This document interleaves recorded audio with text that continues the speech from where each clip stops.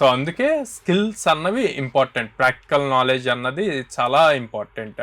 So ఈ practical knowledge important అన్నప్పుడు ఏ type of టెక్నాలజీస్లో ఎక్కువ కాన్సన్ట్రేట్ చేయాలి? ఇప్పుడు ప్రజెంట్ 4-2 చదువుతున్న వాళ్ళు, ఇప్పుడు ఎవరైతే నెక్స్ట్ పాస్అవుట్ అవుతారు నెక్స్ట్ 3-4 monthsలో, అట్లాంటి వాళ్ళకైనా సరే, లేకపోతే ఎవరైతే లాస్ట్ ఇయర్ పాస్అవుట్ అయ్యి జాబ్స్ కోసం ట్రై చేస్తున్నారో వీళ్ళందరూ కూడా దీన్ని యూజ్ చేసుకోవచ్చు. ఏం చేయాలి అంటే రీసెర్చ్ చేయాలి. మనం లింక్డ్ఇన్లో కానీ నౌకరీలో కానీ వాళ్ళకు ఏదైతే టెక్నాలజీ అనుకుంటున్నారో ఆ టెక్నాలజీని సెర్చ్ చేసి ఎన్ని జాబ్స్ ఉన్నాయని చూడాలి. సో రీసెంట్ సర్వే ప్రకారం మనకి full stack developer courses, Python కానీ జావా కానీ, ఇవి 60% ఆఫ్ జాబ్స్ ఉంటాయి అన్నమాట. అంటే కదా, మనం ఏ అప్లికేషన్ బిల్డ్ చేయాలి అన్నా ఎండ్ టు ఎండ్ బిల్డ్ చేయాలి అంటే ఫ్రంట్ ఎండ్ రావాలి, డేటాబేస్ రావాలి, బ్యాక్ ఎండ్ రావాలి, డిప్లాయ్మెంట్ రావాలి.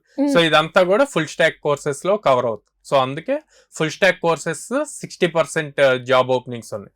And individual Python developer, Java developer, React developer, ఇట్లాంటి అన్నీ కూడా 20% ఉంటాయి అన్నమాట. రిమైనింగ్ 20% వచ్చేసి ఏ డేటా సైన్స్, క్లౌడ్, టెస్టింగ్, ఇవన్నీ కలుస్తాయి. సో అందుకే ఎక్కువగా ఎందులో అయితే ఓపెనింగ్స్ ఉంటున్నాయో వాటి మీద ఫోకస్ చేస్తే వీళ్ళు ఈజీగా జాబ్ తెచ్చుకోవటం స్కోప్ ఎక్కువ ఉంటుంది అన్నమాట.